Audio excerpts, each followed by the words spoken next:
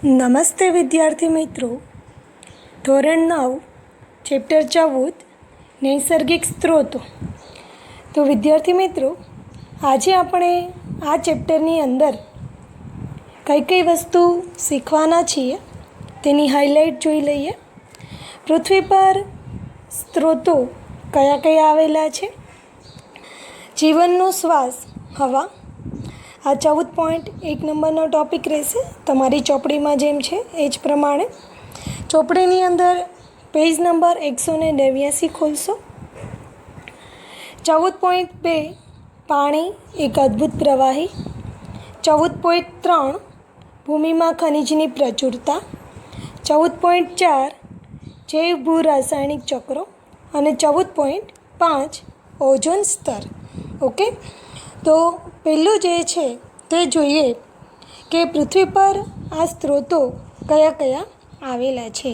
તો આપણને ખબર છે કે સૌરમંડળની અંદર ઘણા બધા ગ્રહો આવેલા છે. તેમાંના સૌરમંડળનું જે કુટુંબ છે, ફેમિલી છે, તેમાંના આપણને ખબર છે તેમાંનો એક ગ્રહ છે પૃથ્વી. તો શા માટે પૃથ્વી ગ્રહ પર જીવન આવેલું છે? તો પૃથ્વી પર જીવન માટે આવશ્યક તાપમાન, વધુ માત્રામાં પાણી અને ખોરાકની જરૂરિયાત હોય છે. પૃથ્વી પર સજીવોની મૂળભૂત આવશ્યકતાઓની પૂર્તિ માટે સૂર્યમાંથી ઉર્જા અને પૃથ્વી પર રહેલા પાણી, વાયુઓ અને અન્ય પરિબળો પ્રાપ્ત થાય છે. પૃથ્વી પરનું જીવન આ બધા પરિબળો પર આધારિત છે અને સરળતાથી ઉપલબ્ધ છે. આથી પૃથ્વી પર જીવન આવેલું છે. હવે પૃથ્વી પર જીવન માટેના અજૈવિક ઘટકોની વાત કરીએ. જૈવિક ઘટકો એટલે કે જે સજીવ છે તે, અને અજૈવિક ઘટકો એટલે જે નિર્જીવ છે તે.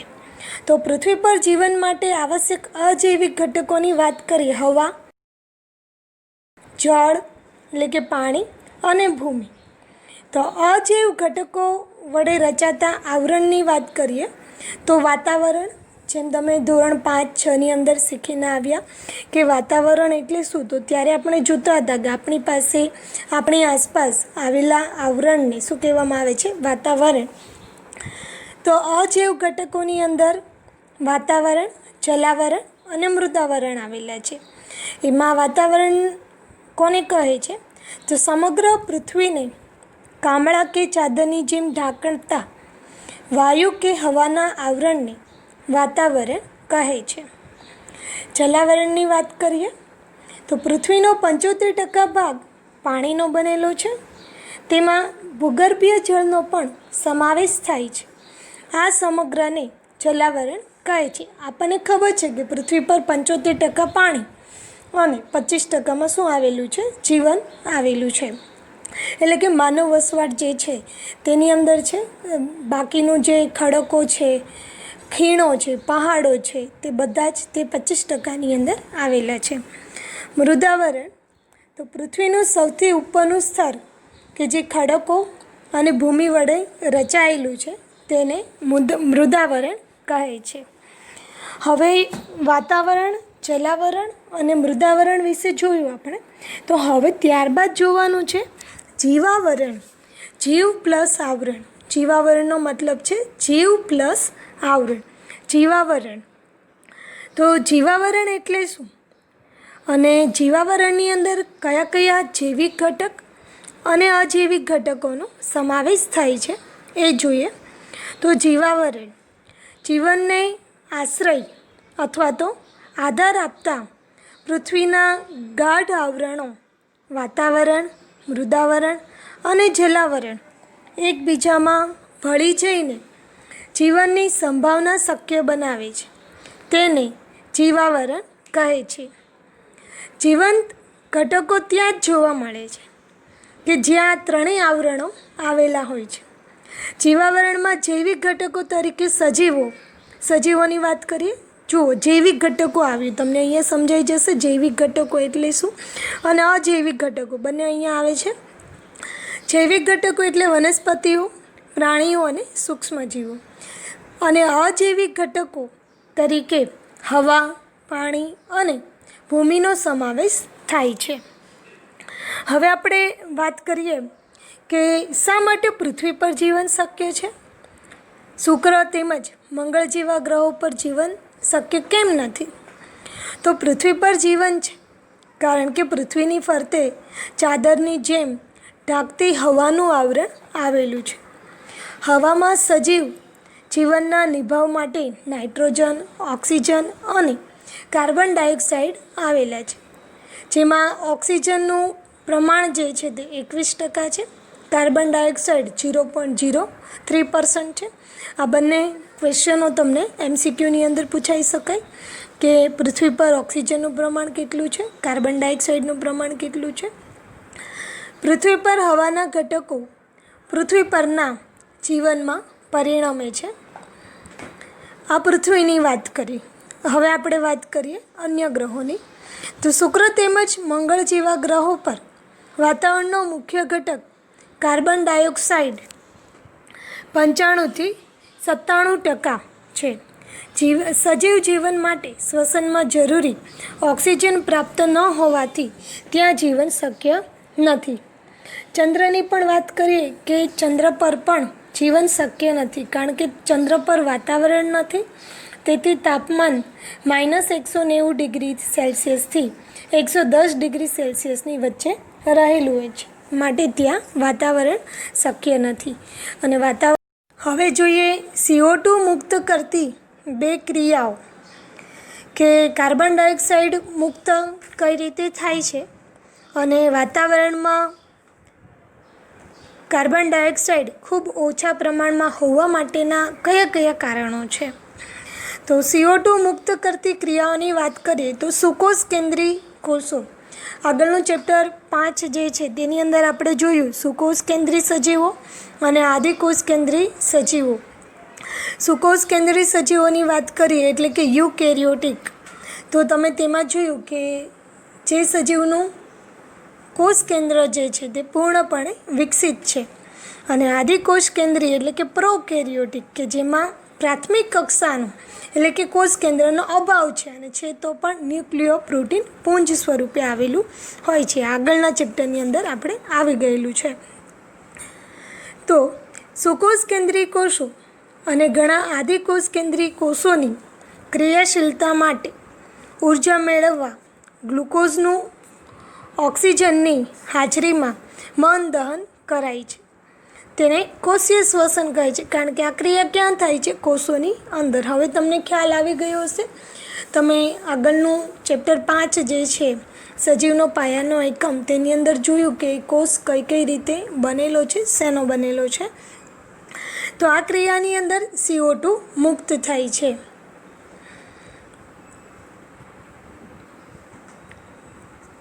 CO2 મુક્ત કરતી ક્રિયાઓ. હવે હું જે બોલું છું એ તમે નોટમાં લખજો કારણ કે તમને તે ચોપડીની અંદર આપેલું નથી, ખાલી પોઈન્ટ જ આપેલા છે. એની જે કેમિકલ રિએક્શન છે તે તમને આપેલી નથી. તો C6 ગ્લુકોઝનું અણુસૂત્ર છે C6H12O6 plus 6O2 plus 6H2O. It gives 6CO2 plus 12H2O plus ઉર્જા. આપેલી ક્રિયા છે કે CO2 ક્યારે મુક્ત થાય? તો કે ગ્લુકોઝનું ઓક્સિજનની હાજરીમાં, ઓકે, અને પાણીની હાજરીમાં જ્યારે શું થાય છે? મન દહન થાય છે ઓક્સિજનની હાજરીમાં. ત્યારે CO2 તો કેટલા કાર્બન ડાયોક્સાઇડના કેટલા અણુઓ મુક્ત થાય છે? તો કે 6 અણુઓ કાર્બન ડાયોક્સાઇડના મુક્ત થાય છે અને સાથે સાથે ઉર્જા પણ મુક્ત થાય છે. દહનની વાત કરીએ જેને કમ્બક્શન કહેવામાં આવે છે. દહન પણ એક એવી પ્રક્રિયા છે તેમાં O2 વપરાય છે અને CO2 મુક્ત થાય છે. માનવની પ્રવૃત્તિ જેવી કે ઈંધણ એટલે કે બળતણને સળગાવી ઉર્જા પ્રાપ્ત કરવી અને જંગલોમાં લાગતી આગનો દહનની ક્રિયામાં સમાવેશ થાય છે. વાતાવરણમાં ખૂબ ઓછા પ્રમાણમાં CO2 હોવાના મુખ્ય 2 કારણો પણ છે જે આપણે જોઈએ કે CO2નો ઉપયોગ કરતી ક્રિયાઓ. CO2નો ઉપયોગ કોણ કોણ કરે? ખૂબ ઓછા પ્રમાણમાં શા માટે છે? વાતાવરણની અંદર કાર્બન ડાયોક્સાઇડ શા માટે ઓછા પ્રમાણમાં છે તેની વાત કરીએ. તો પ્રકાશ સંશ્લેષણ દરમિયાન લીલી વનસ્પતિઓ કાર્બન ડાયોક્સાઇડનું સ્થાપન કરી ગ્લુકોઝ નિર્માણ કરે છે, એટલે કે કાર્બન ડાયોક્સાઇડનો ઉપયોગ કરે છે લીલી વનસ્પતિઓ. આપણને ખબર છે આપણે જે શ્વસન કરીએ છીએ તેનાથી ઉલટું લીલી વનસ્પતિઓ શ્વસન કરે છે. તો લીલી વનસ્પતિની અંદર કઈ રીતે શ્વસન થતું હશે? તો આ રિએક્શન પણ તમે લખશો. 6CO2 + 12H2O ઇટ ગિવ્સ સૂર્યશક્તિ એટલે કે સૂર્યપ્રકાશની હાજરીમાં. અને આ ક્રિયા ક્યાં થઈ છે? તો કે ક્લોરોફિલની અંદર, જે વનસ્પતિ કોષની અંદર આવેલી એક અંગિકા છે. ઓકે, હરિતકણ આવેલા છે, હરિતકણમાં ક્લોરોફિલ આવેલું છે. તો ક્લોરોફિલની અંદર ક્લોરોફિલની હાજરીમાં C6H12O6 + 6O2 + 6H2O. ઓકે, આ રીતે આ પ્રક્રિયા થાય છે. અને આમાં શું થઈ ગયું? કાર્બન ડાયોક્સાઇડનો ઉપયોગ થઈ ગયો. જો ફરી એક વખત બોલું છું, 6 અણુ કાર્બન ડાયોક્સાઇડના એટલે કે 6CO2 + 12 અણુ પાણીના 12H2O ઇટ ગિવ્સ ગ્લુકોઝનો એક અણુ બને છે એટલે C6H12O6 + 6O2 + 6H2O. આગળ જે પ્રક્રિયા જોઈ આપણે તેની ઉલટી પ્રક્રિયા છે. અહીંયા કાર્બન ડાયોક્સાઇડ વપરાય છે, એટલે કે આપણે જે કોઈ બી સજીવો છે તે પોતાના ખોરાકનું ઓક્સિજનની હાજરીમાં દહન કરીને કાર્બન ડાયોક્સાઇડ મુક્ત કરે છે. એ કાર્બન ડાયોક્સાઇડ વાતાવરણમાં જાય છે. અને હવે આ વાતાવરણમાં ગયેલું કાર્બન ડાયોક્સાઇડ જે છે તે કોણ ઉપયોગમાં લેશે? વનસ્પતિ લેશે. અને વનસ્પતિ ઉપયોગમાં લઈને ફરી પાછો વાતાવરણમાં શું મુક્ત કરશે? ઓક્સિજન મુક્ત કરશે. અને આ ક્રિયા ચાલ્યા કરે છે, માટે આપણને પણ ઓક્સિજન મળ્યા કરે છે. બીજી પ્રક્રિયા જોઈએ. ઘણા દરિયાઈ પ્રાણીઓ તેમના કવચના નિર્માણમાં પાણીમાં દ્રાવ્ય કાર્બોનેટનો ઉપયોગ કરે છે. આ માટે મહાસાગરોમાં દ્રાવ્ય CO2 પ્રાપ્ત થઈ શકે છે. ઓકે, આ બંને રીતે શું થઈ જાય છે? કાર્બન ડાયોક્સાઇડનો ઉપયોગ થઈ જાય છે. એક તો લીલી વનસ્પતિઓ ઉપયોગ કરે છે અને બીજું દરિયાઈ પ્રાણીઓ ઉપયોગ કરે છે. માટે કાર્બન ડાયોક્સાઇડનું પ્રમાણ વાતાવરણની અંદર ખૂબ ઓછું છે. ઓકે, તમને હવે આ પોઈન્ટ સમજાઈ ગયો હશે કે જીવનનો શ્વાસ હવા. ત્યારબાદ જોઈએ 14.1.1 આબોહવાના નિયંત્રણમાં વાતાવરણની ભૂમિકા. તો આબોહવાના નિયંત્રણમાં વાતાવરણનો શું ફાળો છે એ જોઈએ. તો વાતાવરણના વાયુઓ ઉષ્માના મંદ વાહક હોવાથી વાતાવરણ પૃથ્વીના સરેરાશ તાપમાનને દિવસના સમયે અને સમગ્ર વર્ષમાં યોગ્ય રીતે જાળવી રાખે છે. વાતાવરણ દિવસ દરમિયાન તાપમાનમાં અચાનક વધારાને અટકાવે છે અને રાત્રિ દરમિયાન ઉષ્માની બાહ્ય વાતાવરણમાં મુક્ત થવાની ક્રિયાને ધીમી પાડી તાપમાનનો અચાનક ઘટાડો અટકાવે છે. તેથી પૃથ્વી પર વાતાવરણને કારણે દિવસ અને રાત્રિના તાપમાનમાં વધારે મોટો તફાવત સર્જાતો નથી. ચંદ્ર અને પૃથ્વી બંને સૂર્યથી સમાન અંતરે આવેલા છે, છતાં ચંદ્રની સપાટી પર વાતાવરણ ન હોવાથી તાપમાન -190 ડિગ્રીથી +110 ડિગ્રી સેલ્સિયસ રહે છે. આમ વાતાવરણના અભાવે તાપમાનનો ઘણો મોટો તફાવત સર્જાય છે. ચંદ્ર પર જોશો તમે તો તાપમાન તમને વાતાવરણમાં ઘણો મોટો તાપમાનમાં ફરક દેખાય છે. રાત્રિ દરમિયાન ઘણું બધું ઓછું છે, -190 ડિગ્રી સેલ્સિયસ અને +110 ડિગ્રી સેલ્સિયસ. ત્યારબાદ જોઈએ આપણે કે હવાની ગતિ, પવનો. તો ગરમ દિવસ પછી સાંજના સમયે પવનની ઠંડી લહેરથી અને ગરમ હવામાનના અમુક દિવસો પછી વરસાદથી આપણને રાહત મળે છે. અત્યારે ચોમાસાની સિઝન છે, એ પહેલાં તમે અનુભવ કર્યો હશે કે ખૂબ જ તાપ હતો અને તાપ પછી આપણને શું જોવા મળ્યું? વરસાદ જોવા મળ્યો. આ ઘટનાઓ વાતાવરણમાં વાયુઓ ગરમ થવાની અને પાણીની વરાળ બનવાની ક્રિયાઓનું પરિણામ છે. ઉનાળાની ઋતુમાં નદી, તળાવ, જળાશયો, સમુદ્ર દરેકમાં તાપમાનને લીધે તે પાણીનું બાષ્પીભવન થાય છે અને તે આકાશમાં જાય છે. આગળ આપણે જોઈશું વરસાદ કઈ રીતે બને છે, ત્યાં ફરી પાછી આખી પ્રોસેસ આવશે. ઓકે, અને તે ઉપર જાય છે અને એ ગરમ હવા જે છે તે બાષ્પીભવન થઈને ઉપર જાય છે, એટલે કે વાતાવરણમાં જાય છે, ઠંડી પડીને વરસાદ સ્વરૂપે પાછી ફરે છે. તો પવનની લહેરનું સર્જન કઈ રીતે થાય છે? તો જ્યારે સૂર્યના કિરણો પૃથ્વીની સપાટી પર પડે છે ત્યારે તેમાંના અમુક કિરણોનું જમીન અને જળાશયો દ્વારા શોષણ થઈ જાય છે. જુઓ, સૂર્યના કિરણો ક્યાં પડે છે? પૃથ્વીની સપાટી પર. અને તેમાંના અમુક કિરણોનું શું થાય છે? શોષણ. કોણ કોણ શોષણ કરે છે? તો કે જમીન અને જળાશયો દ્વારા તેમનું શોષણ થાય છે. અને બાકીના મોટાભાગના વિકિરણોનું જમીન અને જળાશયો દ્વારા પરાવર્તન પામે છે. આ પરાવર્તિત વિકિરણો વાતાવરણને નીચેથી ગરમ કરે છે, પરિણામે હવામાં પવન નિર્માણ પામે છે. ઓકે, હવે જે કિરણો પરાવર્તન પામે છે અને આ પરાવર્તિત વિકિરણો વાતાવરણને શું કરે છે? નીચેથી ગરમ કરે છે, પરિણામે હવામાં લહેરો નિર્માણ પામે છે. જમીન પાણી કરતાં વધુ ઝડપથી ગરમ થાય છે અને ઝડપથી ઠંડી થાય છે.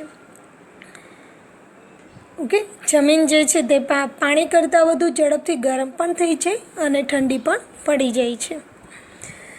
તો દિવસ દરમિયાન સમુદ્ર પરની હવા કરતાં જમીન પરની હવા વધુ ઝડપથી ગરમ થાય છે. ઓકે, જો શું કહે છે? સમુદ્ર પરની હવા અને જમીન પરની હવા કરતાં વધુ ઝડપથી ગરમ થાય છે.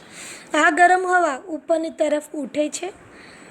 આથી જમીન પર ઓછા દબાણનો વિસ્તાર ઉત્પન્ન થાય છે. સમુદ્ર પરની હવા ધીમેથી ગરમ થતી હોવાથી ત્યાં વધારે દબાણનો વિસ્તાર સર્જાય છે. ઓકે, સમુદ્ર પર હવા કેવી છે? ધીમેથી ગરમ થાય છે અને દબાણ કેવું છે? વધારે છે. હવાની ગતિ વધારે દબાણ ધરાવતા વિસ્તારથી ઓછા દબાણ ધરાવતા વિસ્તાર તરફ ગતિ કરે છે. હવાની ગતિ ક્યાંથી ક્યાં તરફ ગતિ કરે છે? તો કે હવાની ગતિ વધારે દબાણ ધરાવતા વિસ્તારથી ઓછા દબાણ ધરાવતા વિસ્તાર તરફ જાય છે.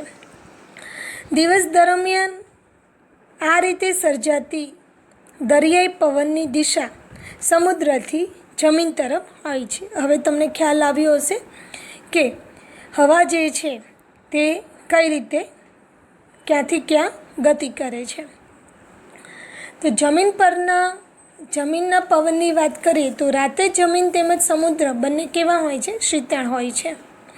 પરંતુ પાણી કરતાં જમીન વધુ ઝડપથી શીતળ થાય છે. પાણીને ગરમ થતાં પણ વાર લાગે અને ઠંડુ થતાં પણ વાર લાગે છે. એટલે પાણી કરતાં જમીન વધુ ઝડપથી શીતળ થાય છે. આથી જમીન પરની હવા સમુદ્રના પાણી પરની હવા કરતાં વધુ શીતળ થતાં વધારે દબાણવાળા વિસ્તારનું સર્જન થાય છે. આ કારણે રાત્રિ દરમિયાન જમીનના પવનની દિશા જમીનથી સમુદ્ર તરફ હોય છે. આમ હવાની ગતિ તાપમાન અથવા દબાણના તફાવતને લીધે ઉત્પન્ન થાય છે અને તેને પવન તરીકે અનુભવાય છે. જ્યાં બે જગ્યાઓ વચ્ચે દબાણનો તફાવત હોય ત્યાં હવા ઊંચા દબાણવાળા વિસ્તારથી નીચા દબાણવાળા વિસ્તાર તરફ ગતિ કરે છે. એટલે તમારે આ એક પોઈન્ટ યાદ રાખવાનો છે કે હવા ક્યાંથી ક્યાં ગતિ કરે છે? તો ઊંચા દબાણવાળા વિસ્તારથી નીચા દબાણવાળા વિસ્તાર તરફ ગતિ કરે છે. ઓકે, તેમની એક આપણે પ્રવૃત્તિ જોઈએ.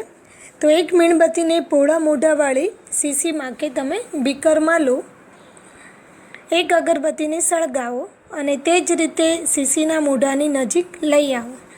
જ્યારે અગરબત્તીને શીશીના મોઢાની કિનારી પર લઈ આવો છો ત્યારે તમે અવલોકન કરો કે ધુમાડો કઈ બાજુ જાય છે.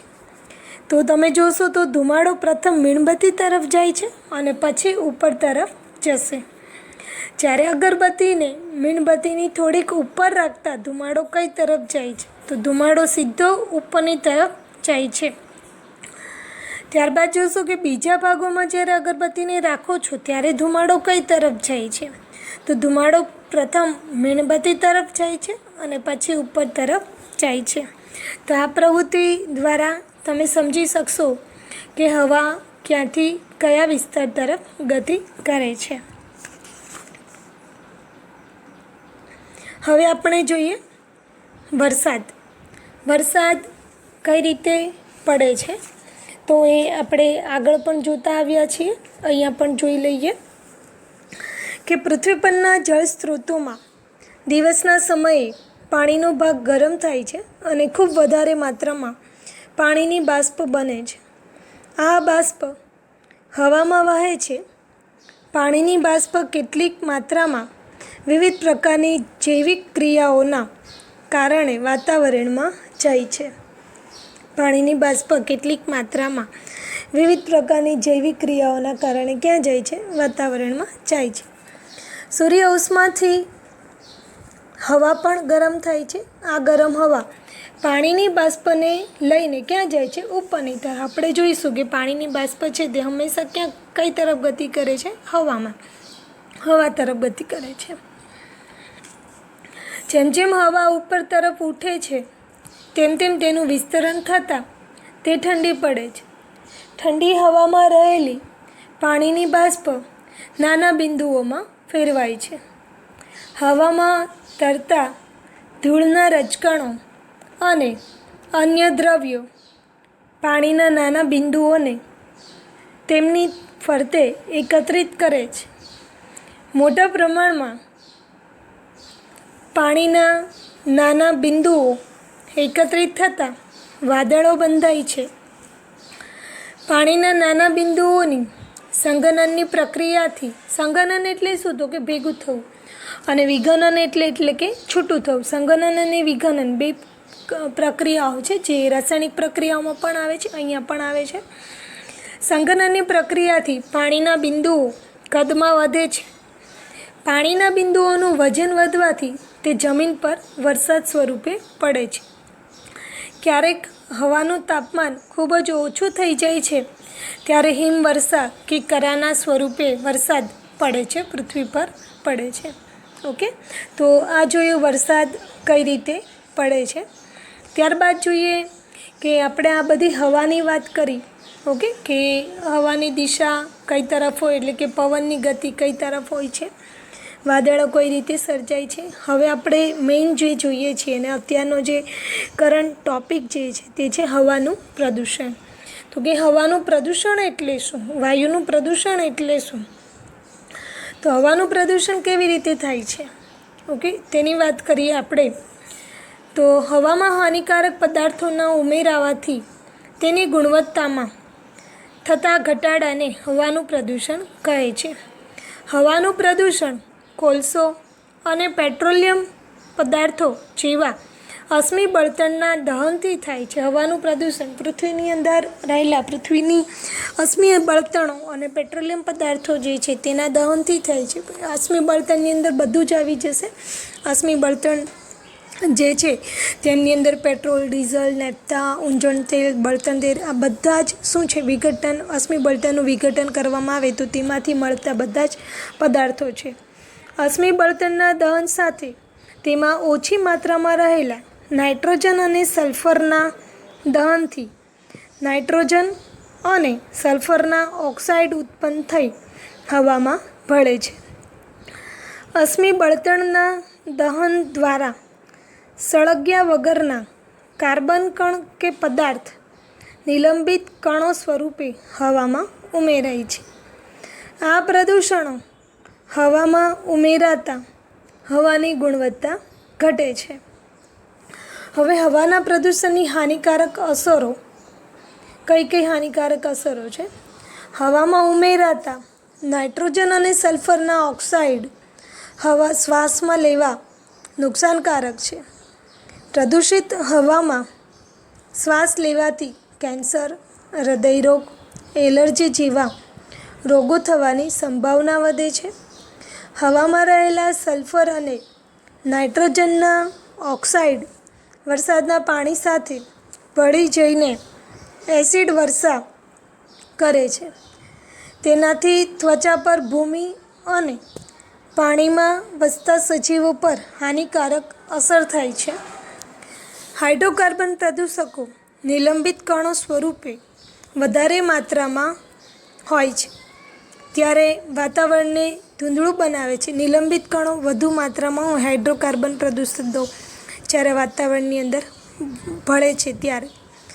શિયાળામાં નિલંબિત કણો સાથે પાણી સંઘનિત થઈ ધુમ્મસ બનાવે છે, એટલે કે મિશ્ર થાય છે, અને જે વાહન અકસ્માત માટે વધારે છે.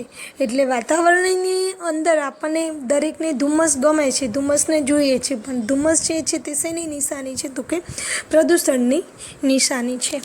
ઓકે, તો વિદ્યાર્થી મિત્રો, અહીંયા 14.1 પૂર્ણ થઈ છે. તો હવાનું પ્રદૂષણ તમને પરીક્ષાની અંદર 3 માર્ક્સનો પ્રશ્ન પૂછાઈ શકે. ટૂંક નોંધ લખો, વરસાદ એ 2 માર્ક્સની અંદર તમને પ્રશ્ન પૂછાઈ શકે. પછી હવાની ગતિ એટલે કે પવન કેવી રીતે બને છે તે તમને 2 માર્ક્સ અથવા તો આખો પ્રશ્ન પૂછાય તો 4 માર્ક્સની અંદર તમને પૂછી શકાય તેવો પ્રશ્ન છે. તેમજ વાતાવરણ, જીવાવરણ, મૃદાવરણ એ શું છે તમને 1 માર્ક્સની અંદર પણ પૂછી શકાય અને ભેગું કરીને 2 માર્ક્સની અંદર પણ પૂછી શકાય. તો તમે તમારી નોટની અંદર આ હોમવર્ક લખજો.